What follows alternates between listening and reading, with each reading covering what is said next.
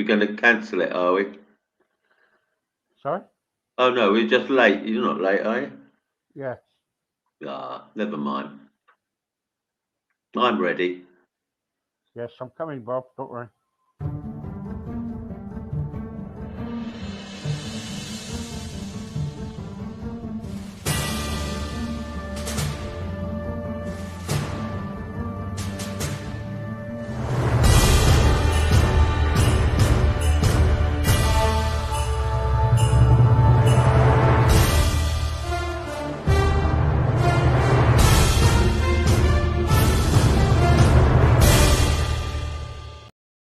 Good evening, guys. And sorry I'm late, 2 minutes late here by my reckoning, but there you go.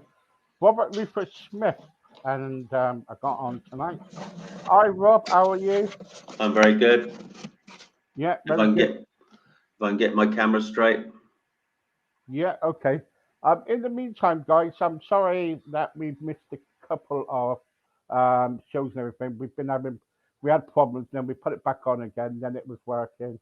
It was StreamYard, not my problem. So there you go. So in the meantime, it's nice to see you again, Rob, as Yeah. always.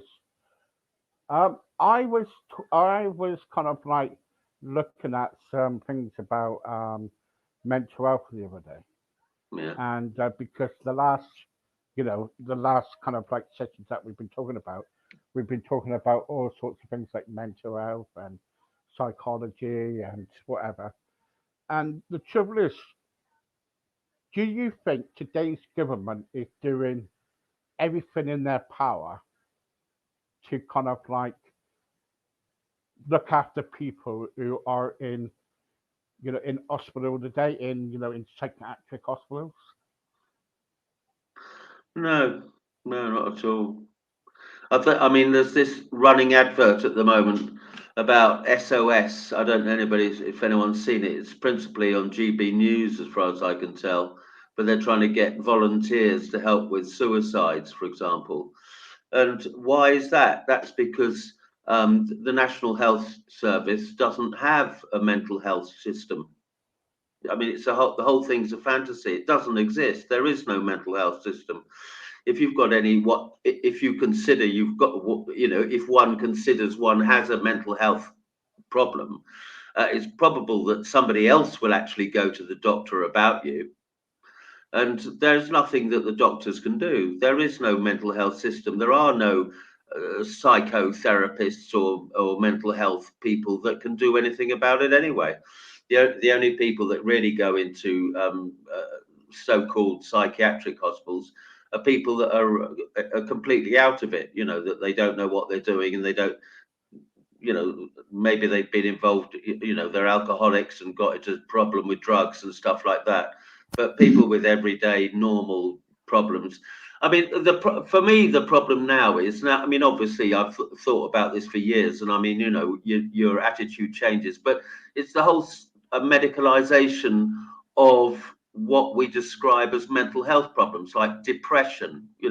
So you're feeling a bit sad, it becomes depression. You're a bit worried, then it becomes anxiety. Are these things depression or anxiety, or are they just the normal problems we go through in life? And I think, as Saz said in 1960, that's what it is.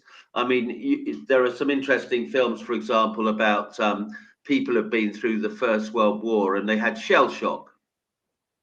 And I mean, in fact, in World War II, the majority I think I'm right in saying, in the D-Day invasion, there were vast numbers of people that just were hospitalized because of shell shock, for example. Well, you can see that there's a reason for getting shell shock, or whatever you want, PTSD we call it now, but you can see that there was something like that. But I think that for a long time, when I was a kid, and you're talking like late 60s, early 70s, the attitude was pull yourself together. I Right. mean, there was nothing else there, and there is no massive team of people waiting to see you if you've got what we would now call mental health problems. They just don't exist. So no, I don't think the NHS. If you really feel that, what do we feel when we feel mentally unwell? You know, you don't want to get out of bed. That one, sorry, I didn't say you, but one doesn't want to get out of bed, for example. That's, you know, lack of motivation. That's something that people have. Um, Another thing would be ideas that keep going around your mind. You know, you can't stop thinking about something. I would say the one that really strikes me at the moment is this paranoia that women seem to have walking down the street. You know, how they're extremely concerned about this continual idea of sexual harassment. I'll give you a good statistic on that. They did statistics on the underground, and 30% of women said they felt threatened traveling on the tube. It turns out a woman's chances of being attacked on the tube are 1 in a million. And in fact, men get attacked on the tube more often than women. Right. Okay. So, you know, I think that's, what about all the men that get attacked in the street? What about all the men that are subjected to physical violence when they're walking about on the streets? It's not just women, you know. So how do you deal with people that believe that they're under threat, for example? What about, I mean, there's this, I do watch a lot of GB News at the minute simply because it's new and they do a lot of discussion programs. And I think we can see that I like discussion programs. But they had this program on where two girls had made a video, women, had made a video about all these women who had been subjected to sexual, you know, like on the tube where somebody had been touching them up and stuff like that. Well, I know what the statistics are, but if someone's touching you inappropriately in a tube, why don't you shout out? If somebody touched me up inappropriately in the tube, I'd turn around and, you know, if there are loads of people. So, you know, to what extent is all of this stuff true? Fantasizing, for example, who deals with that in the NHS? Nobody. I mean, there's nobody. I mean, all this stuff about we've got to start dealing with male violence against females. In fact, the statistics, I will look them up specifically this week because it's been on the television. Because it's appalling murder by this police. I mean, nobody could possibly want to hear things like that. But there are more violent attacks. They call them intimate personal violence, IPV, they call it. There are more attacks by women than men when it comes to IPVs. If you look at the case of murder, okay, from 18 to 24, there are more murders by men. But if you look at all age groups above that, there are more murders by women. And like I say, what about Myra Hindley? What about Rose West? What about Eva Braun? What about all the women that supported apartheid in South Africa? What about the female Nazi guards in Nazi and SS death camps? You know, the whole, you know, so how are we to gauge what people believe to be true? And the NHS isn't equipped to deal with that in any way, shape or form. So I think that the best, you know, if you really are suffering what we would call mental health problems, which would be either feeling low or feeling worried, for example, you have to deal with it within the context of your own family. I mean, that's how you want to do it. I mean, I can't say, I think the worst thing you can do is go to the doctor because they don't know what to do. They'll either give you serotonin products, or they'll give you benzodiazepines, which are just sleepers. So we've really got to get our heads around, literally, how we deal with the normal crises of life.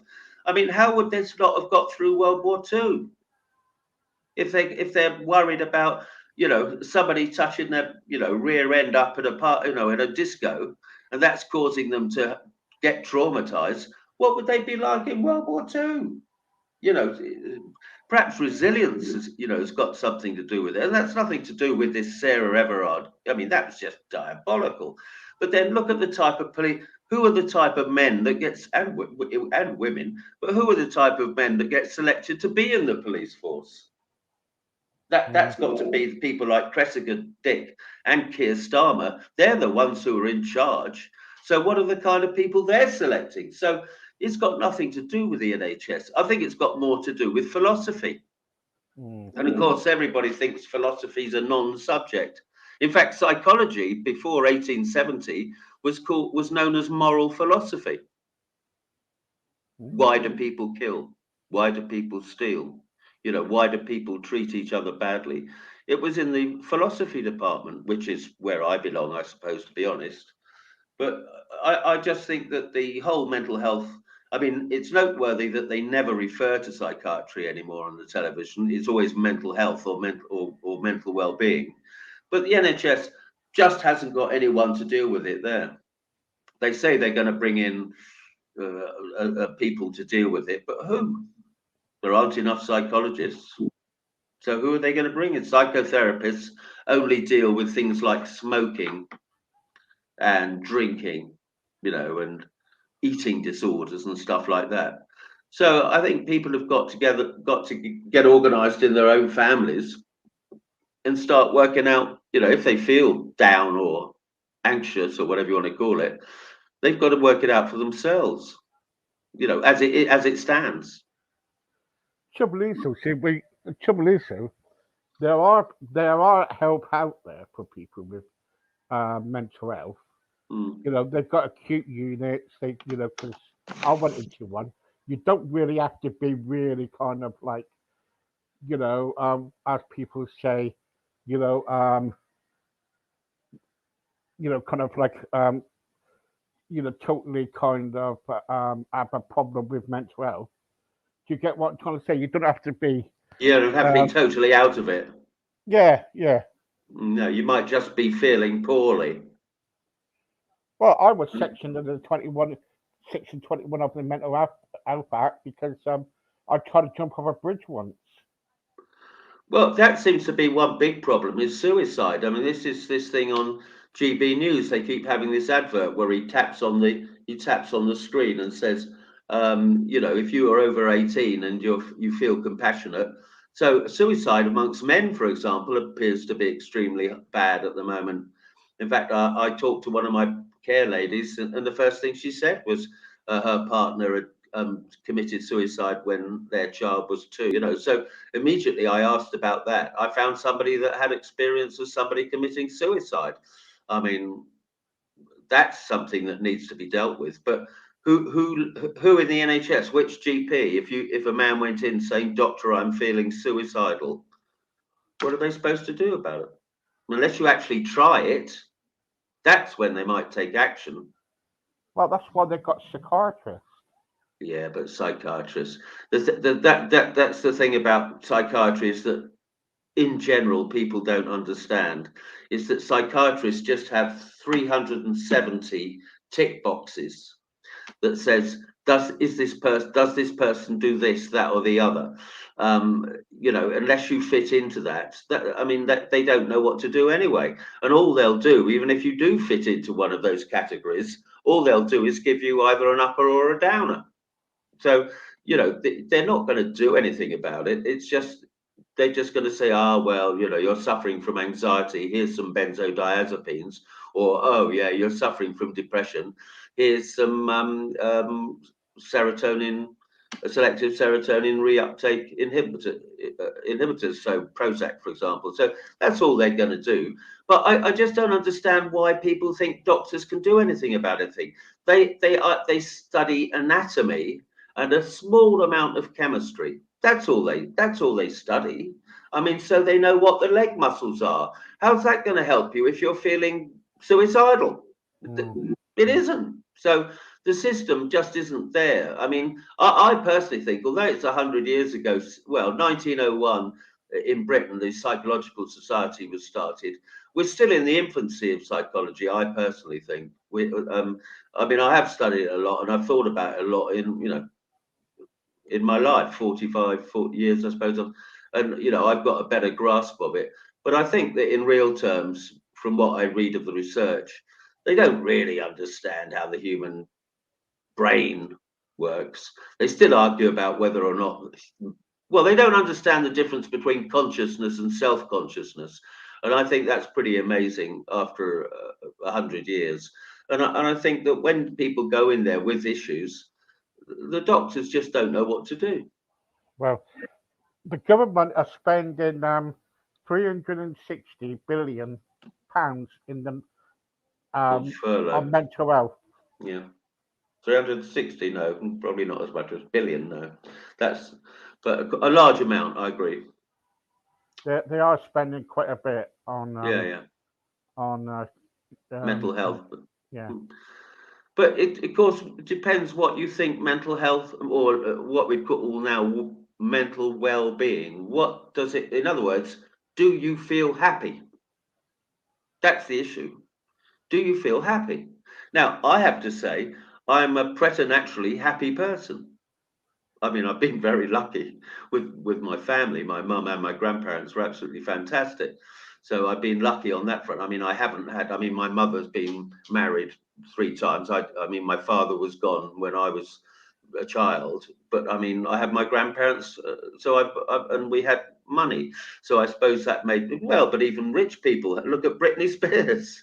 You know, she's had her problems. You know, so what? What makes you happy? And I think that really is the key, because what it seems to me is that there are a lot of people who are unhappy. So if you're unhappy, if you go to the doctor and you say, doctor, I feel mentally ill, and I'm only using that phrase because too many people use it, but there's no such thing as being mentally ill. Your well-being is bad. You're not happy. As I've said before, it's either something in your environment is making you unhappy, or something in your unconscious. Perhaps because Freud, although he didn't invent the idea of the unconscious, he popularized it, and I think that's what really Freud, Freud, for those that don't know. But I mean, even he is the most quoted person by psychologists and psychiatrists, believe it or not. Do we really know what's going on in our unconscious? And by unconscious, we mean those memories that you still have, but you've forgotten that you've got, if that's intelligent. Does that make sense? So there are things that have happened to you that are stored in your memories, but you've forgotten that you've got them. And so his explanation of, well, he used to call it neurosis. So if you were unhappy, you were neurotic. That was his way, because he was a neurologist. He looked at nerves. That's when you have two ideas in your unconscious that are conflicting. So, for example, you apparently say, let's just make something topical. You're a man and you like women, but you've always been treated badly by them. Say, for example, those two ideas will conflict in your mind, but you're not necessarily self-aware, self-consciously aware that those things are conflicting, which might damage your ability to form good relationships, for example. Maybe in our society, we just don't examine our unconscious enough. And I know for a fact that doctors don't really take the unconscious, and behavioral psychologists don't take the unconscious seriously. So they don't look into people's unconscious. They just look at what they're actually doing. So smoking too much, in their opinion. I mean, the NHS think all smoking is bad, or drinking too much, or using drugs. And I mean, there are some ways in which drugs like amphetamines and cocaine could make you feel better temporarily. Marijuana is an anti-inflammatory. It can make you feel more relaxed, but they always call it abuse, drug abuse. And I know you don't like drugs, but alcohol, let's keep to the simple one. People may have a couple of drinks, that makes them feel better. Why do we do anything unless we know what our unconscious is doing? And I must admit, I didn't realize until recently that I just spend all my time examining my unconscious. It's because I learned about it when I was about 15. I was like, if you can imagine, I was a kid and I read about the unconscious. Like, wow, what's that? And so I just always look for something that I'm doing that I didn't know I was doing, if you get my drift. Yeah. Now I've done it for so long, obviously, because that's 40, 50 years. It's incredible, isn't it? I just know what I'm doing, literally. So, but a lot of people, you know, if they haven't been told about the unconscious, you know, and I'm beginning to think that that's maybe the major problem, is that people don't know that they've got an unconscious, and they don't realise that their behaviour is driven from inside by things they're not actually aware of. But this isn't discussed in the NHS. They just ask, how much do you smoke? You know, do you drink? Do you have girlfriends? That's all they ask about. And they try to say, he drinks. Well, they don't So know. what would you do then? How would you change it then? How would you change it? Well, I do it all the time. And that's, I examine people's thinking. So, you know, there's a member of my family, let's keep it, I mean, who is clearly believes things that are not true. And he thinks things have happened which plainly haven't happened. So, for example, he thinks that Sienna Miller has come into his flat. He believes it. You see, you just have to go on and prove that that can't be true. And eventually he goes, and now I've got him saying after 3 or 4 months, because I didn't involve myself in it before, and I do now because since a lot, you know. But now he says, well, it didn't happen, but I remember it happening. So you've just got to plug away at people and put the facts before them, because you know it's similar to this, all these women saying that they've been harassed and molested in the street, for example. Have they been? Do they think they have been and they weren't? 40%, according to the FBI, 40% of rape allegations are false reports. 40% of allegations made by women against men on that case prove to be false. Why are all these women making up these false accusations? Do they think it? No. Do they think it happened, or are they just trying to get revenge for something that, you know, that they feel cheated by? I mean, we just don't. You know, the NHS and doctors just don't ask these questions. They just, you know, the police don't ask these questions. The investigators don't. You know, they just say, you know, in the case of a member of my family, oh, that's what he's doing. Give him some benzodiazepines to calm him down. You know, as far as the current crisis, well, problem within relations between men and women, they say we've got to believe what women say. Have we? You can write it down, but shouldn't you investigate it and find out what the facts are? But they don't do it. So, Rob, are you against women? well, why? No, of course not. No, of course not. I like women, but to pretend that all women are good is complete nonsense. Right. Okay. Eh? I mean, for example, female guards in Nazi and SS camps. They obviously weren't good people, were they? Yeah, but they didn't have a choice, or did they? If they didn't, Everyone's, well, you see, I mean, there's this report that says that it was the women in Ireland that were actually promoting the whole IRA culture, and they were actually teaching their kids about the, you know, the mistreatment they'd received at the hands of the British. So it was the women that were creating the stories.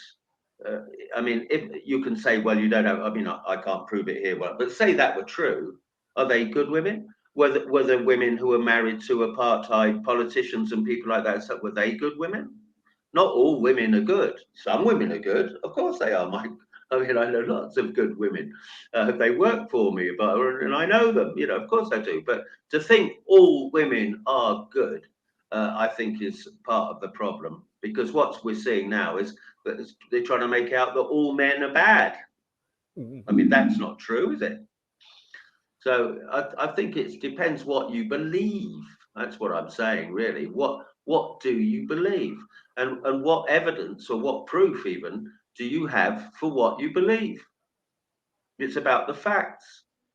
And different people can believe different facts. Well, you don't believe, you have to know what a fact is. So, you know, are there so many men who are harassing women on the tube? That's not what the statistics say. In fact, it says that more men get harassed on the tube. So it really depends on not just what you believe, but who are putting you up to doing things.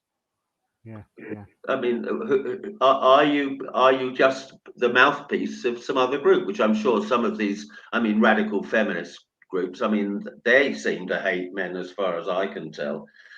But I was going to, I mean, in my early youth, I never had to, I was chatted up by women all the time. I never chatted a woman up. In fact, I wasn't very interested. I was continually being chatted up by women. Um, how does anybody explain the fact that women love showing off their bust, for example? Some women really insist on showing off their bust, right? Why do they do that?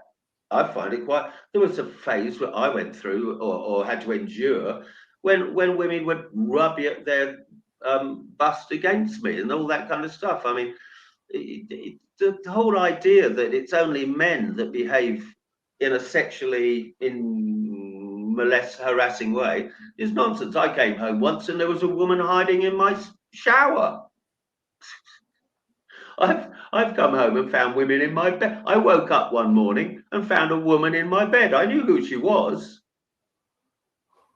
but maybe I'm an unusual person that women find attractive. I mean, I'm told frequently that I treat women with respect. So maybe a lot of women don't get treated with respect. I don't know. I mean, most men are rough diamonds, I'm informed. But I mean, I do the cleaning. I do the, well, I don't know. I have a lady that helps out, but I mean, I do the washing. I do the cleaning. I look after my mum. I keep the place tidy. I've got no issues about doing that kind of work. When John Paul was small, I used to look after him, and I have no problem with any of that. I don't live in that world. In my family, there was no patriarchy. This is the new one: destroy the patriarchy. The women in my family were in charge. I grew up with women in charge, with powerful women. I don't have anything to do with any of that stuff. But try and tell me that all women are good. I don't think so. And most of the women I've spoken to have agreed to that. There are some women who are really spiteful and nasty. It's a fact. And they make false allegations. That Korean woman at Pinocchio's restaurant, for example. That's why it's so tricky for men to go out, because if you find yourself in the wrong situation, you can get women accusing you. I used to have a very busy personal life, and the trouble started when I started saying no. That's it. Thank you. So it depends what you believe, and I think that that's really the issue. And what you believe, for the most part, is unconscious. You don't really know that you believe it. I'm slightly different. I focus on that a lot in my life because I learned about it when I was 15, 14, 15. And so I kind of know about it, which can be a problem in a way because I do know about it. And so therefore I don't behave in the same way as other people, particularly men, for example. But it's what you believe, and is what you believe true? And that's what I mean, I suppose is my difference, is that I'm always trying to check out, that's social science, is what I believe true? And you can get people, for example, I mean, my current, again, it can be men, but I mean, we're talking about women, young women. They spend more time. In fact, my song Kings and Queens is about this, and I wrote it when I was 17. Hey girl, you look such a dream with your hairdos and your glossy magazines. There are some women that are more concerned about their nails than they are about philosophy. They're more concerned about their hair than they are about what is wrong and right. But on the same virtue, you can get men that are more interested in football. So it really depends on what people believe. And if you have confused beliefs, the best place is to talk to your family. I think going to the doctor in the NHS is a waste of time. People will then say, well, suppose your family's all got completely crazy. I don't think everybody's family's got crazy ideas. I don't think the mass of the British public aren't racist. The mass of the British public aren't misogynistic, which is the new word, isn't it? They're not. I mean, I've met plenty of women that are sexist against middle class men like me. Oh, who does he think he is? You know, this kind of attitude. I've Well, had plenty. we'll have to leave it there. Will we? Because, Oh yeah. but thank you very much. No problem. I love it when you come on because you just say it as it is, and I'm just I've got to laugh sometimes. When I come off here, I have a right laugh. But I think it's what you come out with. Some, um, I some of Yeah. it is true and things like that, and I've got my own opinions. But I listen to everything what you say, and I think most of it you're right, and you carry on being what what you want. And the trouble is, guys, if people's listening out there, at the end of the day, we all got our we all got our own opinions. So if you don't like it, you don't have to listen to it. All right. So I've been looking at some of you tonight, and you're thinking, oh well, this guy, Robert, you don't know what he's talking about. But at the end of the day, you know, if you don't like it, guys, just switch off. So I've had people say that to me. The most common thing I've ever had in my life is I've never thought about it like that from people. No, you probably haven't thought about it like that, yeah. but that's what you believe. Yeah, that's it. And you can either believe it or don't believe it. But at the end of the day, it's we love having them on here, and there's no change. Well, thanks very much. Cheers. See you later. See you next week. Bye bye. Bye.